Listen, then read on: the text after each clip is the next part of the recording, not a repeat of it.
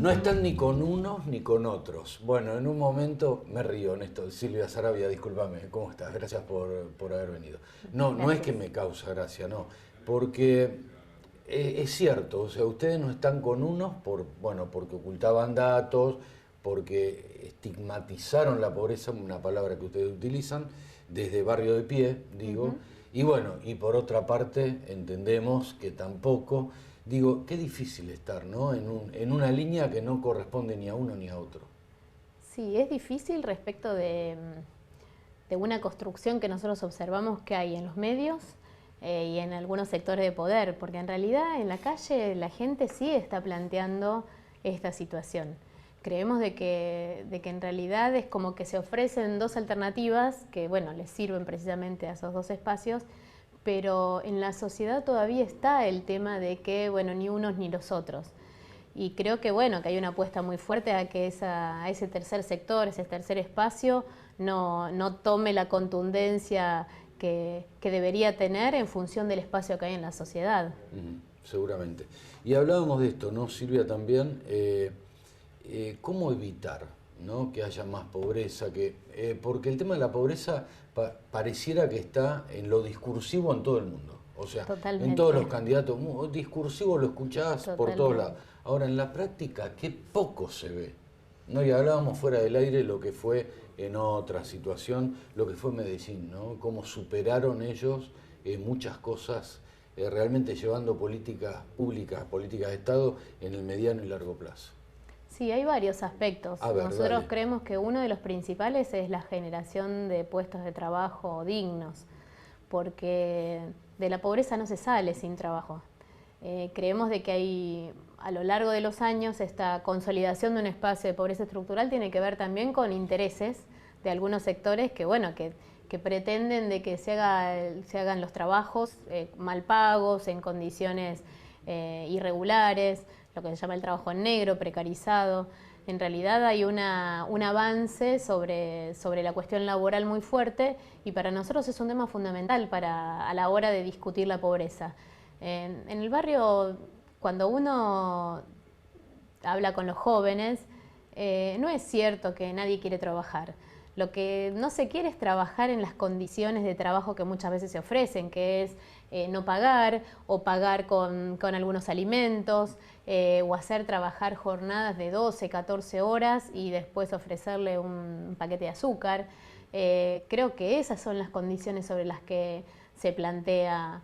Bueno, de esa manera la verdad es que no tiene mucho sentido estar fuera de la casa tantas horas. Creo que nosotros trabajamos mucho con los jóvenes en el aprendizaje de un oficio, en la valoración de intentar armar un proyecto de vida, porque creemos que eso es lo que hace que después aparezcan situaciones de violencia que uno dice, bueno, son inexplicables, y no son inexplicables.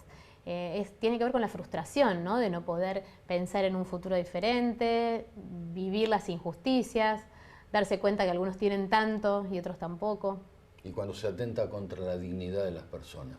Creo que es constante. O sea, esto también es real, ¿no? Muchas veces, no vamos a dar nombres, pero se atenta contra la dignidad de las personas y ahí viene el resentimiento también. Exactamente. No justifico nada, pero vamos a hablar de esta realidad, que son comportamientos que se dan en esta sociedad y en cualquiera, perdón.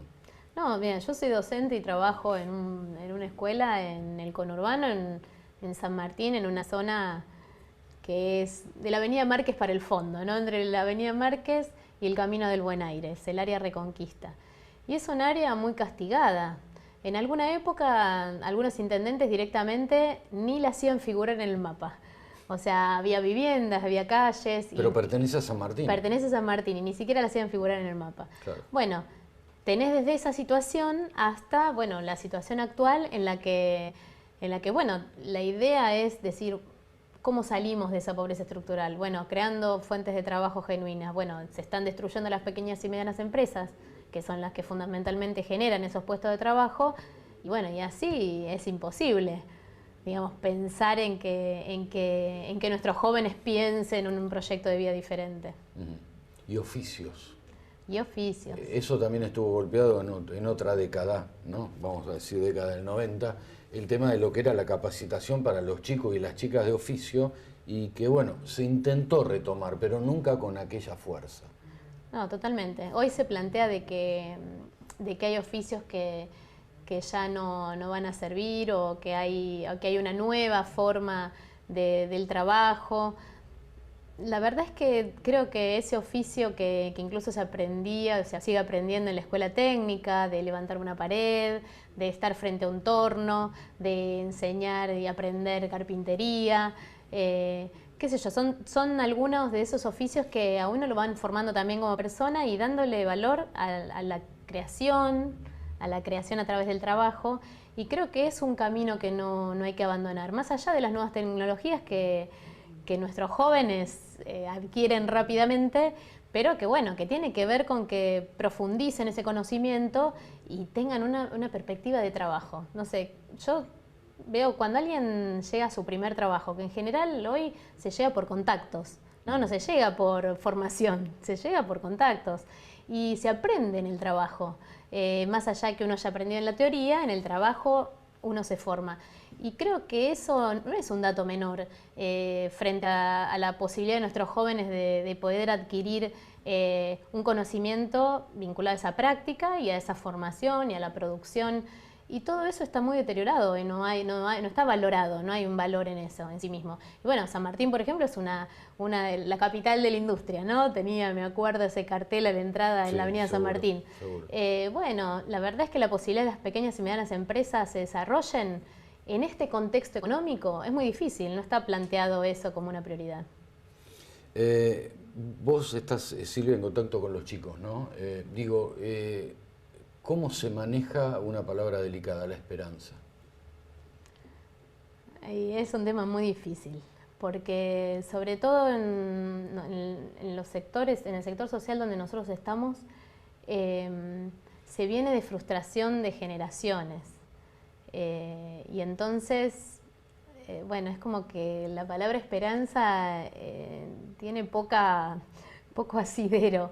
Está muchas veces puesta en la solidaridad, en el valor del que está al lado, de que, mira, justamente ahora están nuestros jóvenes de pie.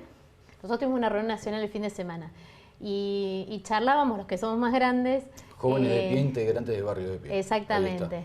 Y nuestros jóvenes de pie han organizado desde el mes de diciembre, enero, empezaron a armar ollas para darle de comer a la gente en situación de calle. Diciembre, enero. Y nosotros decíamos, o sea, uno va viendo que la situación se agravaba y como que fue una iniciativa de ellos. Y no son pibes que le están pasando bien o que tienen todo lo que tienen que tener en sus casas. Y sin embargo decían, bueno, hay gente que está peor que nosotros, porque no es que tiene un problema solamente para comer, no tiene casa. Y ver esos pibes de 14, 15, 16 años preocupándose por cocinar, ya no para su núcleo familiar, sino para la gente que estaba peor que ellos, bueno, creo que ahí uno ve esto que vos decís de la esperanza, ¿no? Porque creo que aún en los sectores más golpeados, uno se la rebusca para encontrar la esperanza. Me parece que está en eso, ¿no? Esto que vos decís, Silvia, también es otro disparador para pensar, digo, que no todo es lo mismo. ¿Viste? Porque se habla y se generaliza, no, porque todos los de 15, todas las de 16, no es todo lo mismo. O sea, ya lo dicen los sociólogos, ¿no? Pero digo, en la práctica también es así. No vale generalizar.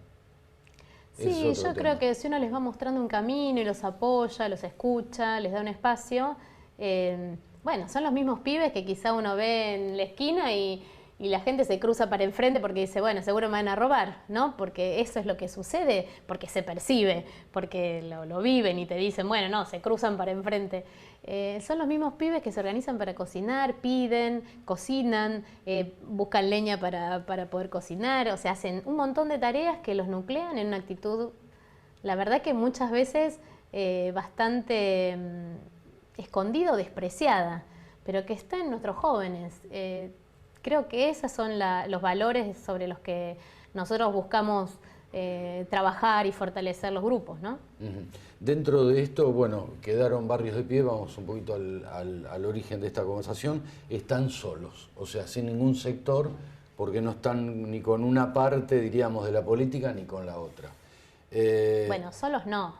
Claro. Solos no, porque creo que somos un conjunto importante de partidos políticos, sectores sociales, claro, sindicales, sectores, hay varios sectores. ¿No?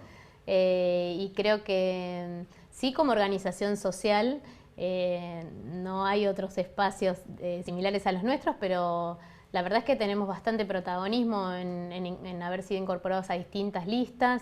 Creo que tenemos protagonismo de demostrar esta tarea.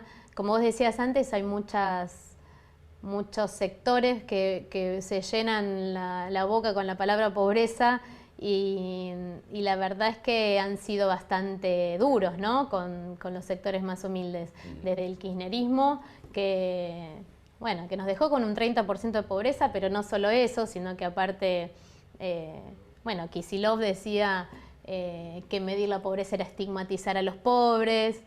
Aníbal Fernández decía que teníamos menos pobres que Alemania, y la misma Cristina, falseaba los datos cuando hacía sus presentaciones respecto de la cantidad de pobres.